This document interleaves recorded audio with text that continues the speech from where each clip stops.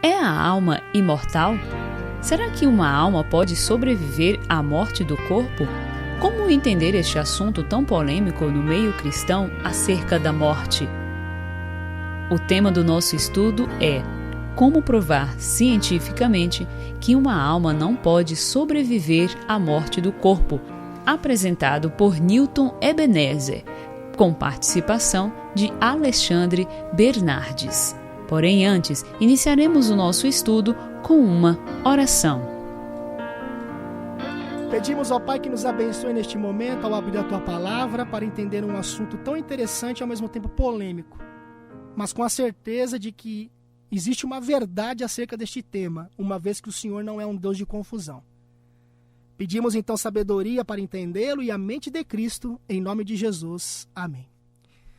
Eu estou aqui com meu amigo Newton Ebenezer. Ele vai tratar sobre um assunto intitulado Como provar cientificamente que uma alma não pode sobreviver à morte do corpo. Um dos assuntos mais interessantes no que se refere ao cristianismo é a questão da morte. O que acontece após a morte? Será que quando a pessoa morre, ela apenas fica na sepultura como se estivesse descansando? Ou será que sai dela uma alma ou um espírito que vai para o paraíso ou para o seio de Abraão? Ou que vai para o inferno, aguardando o julgamento e assim por diante? Se é assim, quais são as provas?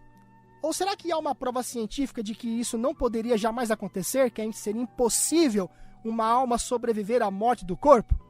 E o Newton Ebenezer vai trabalhar esse assunto conosco, preste bem atenção. Antes de ele começar, se preocupem em entender o conteúdo que ele vai colocar, tá?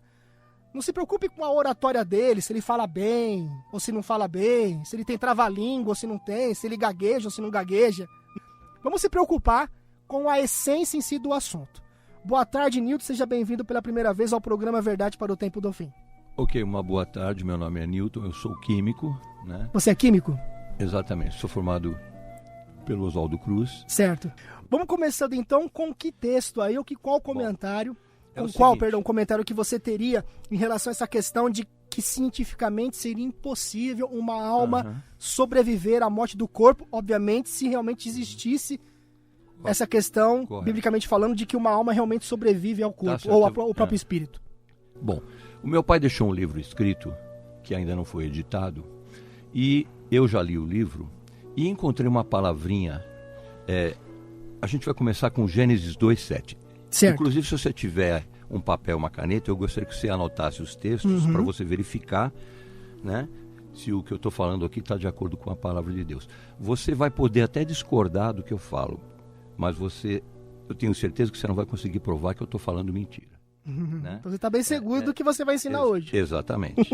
Gênesis 2:7 diz assim: E formou o Senhor Deus o homem do pó da terra e soprou em suas narinas o fôlego de vida, e o homem foi feito alma vivente. Eu vi no livro do meu pai, né, esse sopro de Deus, aparece uma palavra chamada Nishmat. Nishmatheim. Né? Aí, o que acontece? Né? A gente tem que sempre ir no original. A Bíblia foi escrita, né, em qual língua? Antigo Testamento hebraico, Novo Testamento grego e algumas partes em aramaico. Então, e a primeira Bíblia foi o Tanakh, né? Eu consultei mais de 60 Bíblias. Eu fui na de Wycliffe, a de Lutero, a Vulgata, a Septuaginta, o Codex Sinaiticus, o Codex de Alexandria. E então, eu estou bem baseado no que eu vou falar. Então, o sopro que o Senhor Deus fez na narina de Adão foi Nishma. Ora, mas quando Deus fez os animais, ele soprou alguma coisa nas narinas dos animais? Não soprou nada. Ele falou e eles apareceram. E através da... né? Porque no princípio era o verbo. Deus é o verbo. Jesus é o verbo. E os animais apareceram. Agora, no homem ele fez diferente. Ele soprou na narina do homem. Então vamos imaginar. Formou o Senhor Deus o homem. Ora, O Senhor Deus, antes de fazer a matéria, ele fez o átomo, elétrons, prótons e nêutrons. Antes de fazer o oceano, o infinito oceano, ele fez a molécula de água. Antes de fazer a montanha, o Everest, ele fez a partícula de rocha. Antes de fazer a luz, Deus fez o fóton. Antes de fazer o homem, o que é que ele fez? Ele fez a célula. Então, o macro vem do micro. O macro vem do micro. Ora, o que Deus fez? Ele formou o homem, né? Fez a célula. O nosso corpo tem 200 bilhões de células. E qual é o elemento que mais a gente tem no nosso corpo? Qual é? Eu tenho aqui uma tabela. Nós temos 20 elementos no nosso corpo. O que a gente tem mais é o oxigênio, que a gente tem 64% de oxigênio. A gente tem carbono, cloro, ferro, fósforo, enxofre, molibdênio, selênio, cobre, manganês, flúor, potássio, cálcio, sódio. Mas o elemento que mais a gente tem no nosso corpo é o oxigênio. Então, quando Deus formou o homem, ele já formou a célula e o homem com o oxigênio. Ora, o oxigênio é matéria, tem massa e tem peso específico. É um elemento químico, está na tabela periódica. Então, o oxigênio, quando Deus formou, antes dele soprar na narina, a Bíblia diz que ele formou, está aqui, ó, formou o Senhor Deus o homem do pó da terra. Depois é que ele soprou. Quando ele formou, o homem já tinha oxigênio dentro dele. O oxigênio é a gasolina do nosso corpo. O que acontece? O oxigênio é respirado através da boca, ele enche o nosso pulmão, atravessa os alvéolos, alimenta o sangue, que a vida está no sangue. E sem oxigênio, né, o sangue não tem vida. Certo. Né? Ora, e depois ele soprou. Né? Então, o que eu estou defendendo? Que quando Deus formou o homem já estava respirando. Mas ele não tinha o Nishma. Aí o que eu fiz? Eu fui no lexicon do Strong. Quem é o Dr. Strong? James Strong é um dos maiores eruditos nas línguas originais. Exatamente. Ele em grego principalmente. Metodista, viveu no ano de 1840, 41. Ele fez um lexicon. E o que ele fez? Ele numerou todas as palavras da Bíblia e deu a interpretação hebraica de cada palavra. Todas as faculdades de teologia do mundo inteiro, seja da Batista, da Presbiteriana, da Assembleia Adventista, todas usam o lexicon do Strong. Não tem nenhuma contestação ao lexicon do Strong. Mas eu também não vou usar só o lexicon do Strong, eu vou usar a palavra de Deus. Exatamente. Deixar que ela mesma explique ela. Exatamente. Então, o que diz o lexicon do Strong sobre essa palavra Nishma? Nishma pode ser respiração, inspiração divina, sopro vital ou intelecto. Quem disse isso não sou eu, foi o Dr. Strong. Pode ser intelecto. Mas, então, o homem já estava formado, respirando, porque ele tinha oxigênio, né? Porque a célula não existe sem oxigênio. Deus, para formar o homem, ele tinha que ter feito a célula. E a célula não existe sem oxigênio. Então, já tinha oxigênio. E depois ele soprou nas narinas. Por que ele soprou na narina e não soprou na boca? Então, eu vou dizer. Ó, isso é que é impressionante. Ó, saiu um artigo no Estadão. Olha só que coisa maravilhosa. Tem ó, a data aí da... Você pode ler? Da notícia. Esse artigo do Estadão. Vamos lá. Tudo isso? Não, só o que está marcado aí. Vamos lá. Aqui foi no dia 6 de agosto de 2008. Isso. Foi às 5h56 da tarde. Você até copiou aqui, não é? É do Estadão. Vamos lá. O olfato é o nosso sentido mais lento, porque depende de mensagens carregadas pelo ar, entre parênteses, não na velocidade da luz ou do som. Ele também pode ser nosso sentido mais rápido. Isso porque os sinais visuais ou sonoros devem ser assimilados pelo tálamo antes de chegar às regiões interpretativas do cérebro. Correto. Enquanto mensagens olfativas vão diretamente do nariz para o córtex olfativo do cérebro para processamento instantâneo. É importante lembrar que o córtex olfativo está envolvido com o sistema límbico do cérebro e com a amígdala, onde as emoções nascem e memórias emotivas são registradas. Exatamente. Terminando. É por isso que cheiros, sentimentos e memórias ficam tão próximos. Exatamente. Olha só, por exemplo, se eu vedar os seus olhos, né? Eu vedo os seus olhos, eu pego uma fruta e eu aproximo das suas narinas. Você só sentindo o cheiro, você já vai saber que fruta é aquela. Porque quando você era pequenininho e a sua mãe deu, por exemplo, uma maçã para você, aquele cheiro ficou registrado nos neurônios. Então você já sabe, sem ver a fruta, que fruta que ela é. Uma flor, a mesma coisa, né? Você sente o cheiro de um jasmim, né? Você diz, essa flor é jasmim. Você não precisa nem ver a flor, você já sabe, porque já está identificado. O que o Senhor Deus fez? Quando ele soprou intelecto no homem. Essa palavra nishma, segundo o Strong, é intelecto. Mas vamos ver na Bíblia se é intelecto mesmo. Então deixa eu ver se eu já começo a sacar aqui aonde vai chegar isso daí. Então, na verdade, o que acontece quando o homem morre não é um espírito ou uma alma que deixa o corpo e vai para o paraíso ou para o inferno, mas o próprio intelecto do homem, é isso? É onde a gente forma o caráter. O caráter da pessoa, isso. Que está relacionado também, obviamente, à memória, a tudo que ela fez, tudo que ela pensou, volta para Deus no sentido de que ele, como que eu posso dizer assim?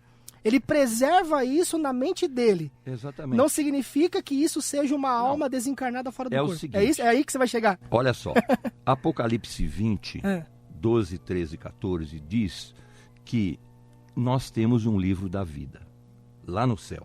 Cada um tem o seu livro da vida, né? E você está escrevendo todo dia uma página do seu livro da vida. Por exemplo, nesse momento que eu estou aqui na rádio com você, lá no céu, o meu livro está sendo escrito. Eu não sei quando vai ser a minha última página desse livro. Porque a minha vida está na mão de Deus. Né? Eu não sei. Né? Então, esse livro está sendo escrito. Eu gostaria que você abrisse a Bíblia. Ok, vamos lá. Em Jó 34:14, por a favor. Minha Ferreira de Almeida, revista atualizada, pode ser? Claro, Jó 34:14. Jó 34:14, vamos lá. Jó 34:14. Se Deus pensasse apenas em si mesmo e para si recolhesse o seu espírito e o seu sopro. Ah, tá aí, ó. Outra Bíblia diz o seu fôlego. Outra Bíblia diz o seu hálito. Então, em outras traduções. Exatamente. Então, certo. No lexicon do Strong, está aqui, Jó 34:14, aparece, né, como Nishma. Então, existem 24 ocorrências na Bíblia dessa palavra Nishma aqui, que é intelecto. A palavra Ruá é fôlego.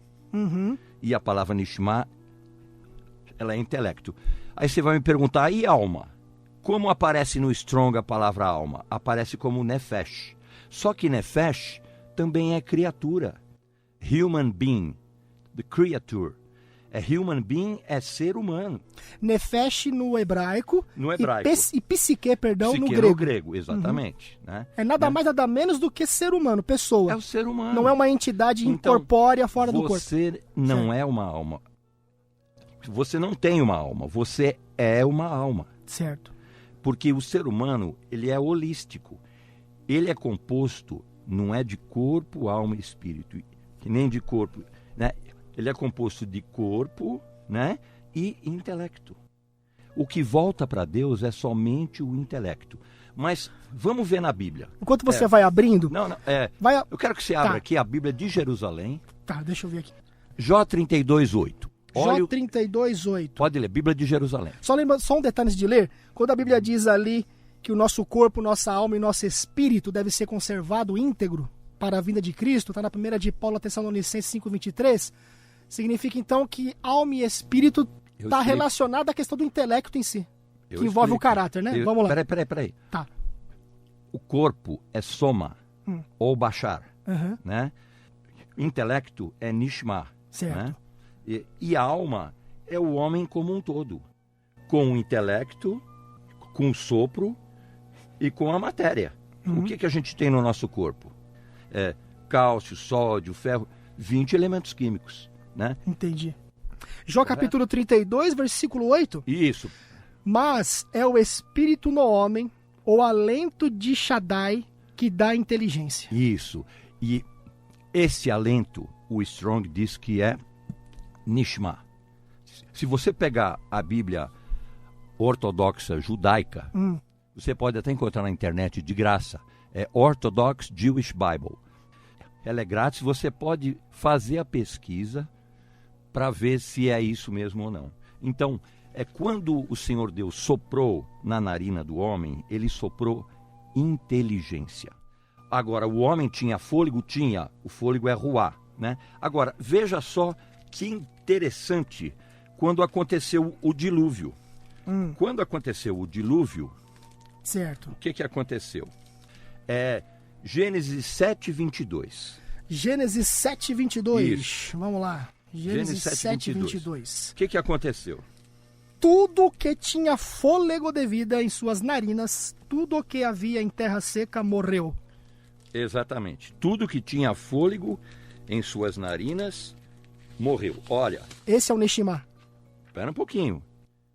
O que morreu no dilúvio? Foram os animais e os homens que não aceitaram a pregação de Noé. Olha como aparece na Bíblia interlinear, hebraico-português, que você pode achar na internet gratuitamente também. Bíblia interlinear, hebraico-português. Gênesis 7:22. Olha só como aparece. Essa marquinha azul aí. Ruá Nishmat. Ruá Nishmat. Por que ruá? Porque os animais tinham ruá. E o homem tinha o quê? Neshima. E também tinha ruá. E Deus, entendeu? Por que apareceu ruá Nishma? Porque tudo que tinha intelecto, inteligência, que tinha conhecimento, entendimento, sabedoria, morreu. E o que tinha só fôlego também morreu. Só um pouquinho então. Então é por isso que lá, se não me engano, em Eclesiastes capítulo 3, se não me engano, por ali que diz assim como morre um, morre o outro, comparando o homem com o animal, exatamente. Todos têm o mesmo sopro ou o mesmo fôlego. Aí ele diz assim, quem sabe se o fôlego do animal vai para baixo e o do homem vai para cima. Uma vez então que o animal ele não tem intelecto, por isso que então que o fôlego dele desceria para baixo e o homem que tem o Neshima, o intelecto, que vai para cima, é isso? Seria mais ou menos nesse sentido. Exatamente. Olha só, o animal, né, ele tem instinto. Certo. Intelecto não. Não, intelecto não. Ele tem instinto racional. Certo. Entendeu? Ele tem amor, ele tem sentimento de amor, tem sentimento de amor. Tem. Mas ele não tem capacidade de raciocínio. Ele aprende por repetição. Entendeu? Como que você vai me explicar que as andorinhas saem do Canadá, descem toda a América, atravessam a América Central, atravessam os Andes e vêm aqui para Campinas? As andorinhas, aquele bichinho pequenininho, vem em bando. O que ele tem? Ele sabe a respeito de latitude e longitude? Não sabe nada. Deus colocou um instinto nele. Agora, eles têm uma inteligência primitiva, não como o homem tem. Não como o homem tem. O homem inventa coisas, ele inventa máquinas, inventa aparelho, e isso um animal nunca vai poder fazer. Eu tenho aqui um artigo da Scientific American, é um cientista americano chamado Sim Correll. Carl, é do Departamento de Física da Universidade da Califórnia. Ele é um pesquisador, né? E ele, usando a equação de Paul Dirac, quem foi Paul Dirac? É um físico quântico, prêmio Nobel de Física Quântica, amigo de Albert Einstein, que já faleceu, e ele diz o seguinte, lê só isso que está marcado em azul aqui. Vamos lá. Né? Alegações de algumas formas de consciência persistir após o nosso corpo enfrentam um enorme obstáculo intransponível, né? As leis da física subjacentes. Nenhuma maneira dentro dessas leis para permitir a informação armazenada de afirmar que alguma forma de alma persiste para além da morte. Como é que interagem com a matéria comum? Átomos e elétrons teriam de ser alterados, a fim de que isso seja verdade. Se tentássemos, o absurdo fundamental da tarefa rapidamente se tornaria evidente. Traduz para nós aqui, na essência, o que isso quer dizer. É o seguinte. Quando você vai na escola e você estuda, aonde que você grava todo o seu conhecimento? É nos seus neurônios. Certo. Né? A civilização inicial do mundo foram os sumérios. Eles inventaram os hieróglifos e faziam placas de barro e começaram a marcar ali o seu conhecimento. Depois apareceu o papiro no Egito, o pergaminho, onde o homem registrava o seu conhecimento e passava de pai para filho. Agora, no ser humano, como que a gente registra o nosso conhecimento? É no nosso intelecto, é no nosso raciocínio. Ora, quando a pessoa morre, esses neurônios, eles desaparecem, entendeu? O que é dito por muitas igrejas por aí? Que a alma, ela é invisível, imaterial e consciente. Então, se isso é verdade, essa equação de Paul Dirac, que a gente acabou de ler, é falsa. O homem recebeu o prêmio Nobel. É falsa pelo seguinte, olha só. Algo imaterial não pode ter nada gravado. Por exemplo, o seu conhecimento, onde você registra ele? No pendrive, você registra no livro, você registra... Então, todo conhecimento precisa de matéria para ficar registrado. Então aí cai por terra a ideia de que uma alma permanece consciente na presença de Deus ou no inferno. Exatamente. Só que é o seguinte, não porque deu tem alguns falar... textos, só um pouquinho, tem alguns textos na Bíblia que parecem dar a entender que realmente há uma consciência após a morte. Então hoje você fez apenas uma abertura, você preparou o terreno, tá certo? Dentro das questões primárias, os fundamentos. Você lançou os fundamentos para depois entender os textos aparentemente contraditórios. E se alguém eu aceito perguntas. Pode mandar perguntas. Sim. Você quer fechar com o quê? Com o seguinte, com Vamos lá. Apocalipse 22:14. 22:14? Essa versão da Bíblia é a versão de João Ferreira de Almeida, é a versão trinitariana. Que é uma das melhores traduções, né? Exatamente. 22:14. 22:14. Felizes ou bem-aventurados aqueles que guardam os seus mandamentos, para que tenham direito à árvore da vida e possam entrar na cidade pelas portas. Exatamente. Então, quando Deus fez o homem, eu vou ser bem rápido, né? O que ele fez? Olha, a árvore da ciência do bem e do mal você não pode mexer. Certo. Mas você vai comer do fruto da árvore da vida. Quando Deus viu que o homem desobedeceu, né, o que ele fez? Ele mandou anjos, cercaram a árvore da vida, para que ele não comesse e não vivesse eternamente. Entendeu? Está na Bíblia. Para que não coma do fruto da árvore da vida. Então o homem, ele era condicionalmente imortal. Nós somos condicionalmente imortais. Agora, no céu... Na verdade, só um pouquinho. Antes do homem pecar, ele tinha imortalidade condicional. A condicional era obediência. Isso. E ele participaria do fruto da árvore da vida. Hoje nós não temos mais essa imortalidade condicional. Correto. Quando Jesus voltar na glorificação, o que é corruptível será revestido de incorruptibilidade. Aí nós voltaremos a ter novamente a imortalidade condicional, porque novamente participaremos da árvore da vida. É isso? E outra coisa, os salvos vão comer... para terem direito a comer do fruto da árvore da vida. Então, no céu, nós, para sermos imortais, porque Deus não vai correr o risco de acontecer uma outra rebelião e vir pecado outra vez. Até porque ficará claro perante o universo de tanta coisa má que a ideia de Satanás, porque era um governo paralelo, era uma ideia nova. Então, de tanta coisa má que essa ideia nova trouxe, que ninguém vai... preferir se rebelar novamente contra Deus, porque ficará claro que a lei e a justiça de Deus realmente são muito mais importantes do que as alegações do diabo. Então Apocalipse... É isso aí. Então Apocalipse 22:14 comprova que no céu você vai comer do fruto da árvore da vida para não morrer. E a condição para isso é a obediência. A obediência é o quê? O que está escrito aos aqui? Mandamentos de Deus. Aos mandamentos de Deus. Está na Bíblia, edição trinitariana. Então tá aí, não é? A partir de então, nesse pontapé inicial, nós vemos que, até cientificamente falando, se fosse verdade que uma alma, uma entidade incorpórea, existisse fora do corpo, não seria possível ela permanecer consciente por tudo aquilo que você colocou aqui, né? Cientificamente é impossível também. Mas eu quero depois ver biblicamente. Correto. E aí nós vamos agora colocar a ciência e a Bíblia juntas. Correto. E assim nós vamos entender esse assunto. Muito obrigado, Nilton. Que Deus te abençoe. Se você quiser maiores informações sobre esse assunto, Fiquem conosco. Um beijo no coração de todos vocês. Fiquem na paz do Senhor Jesus Cristo.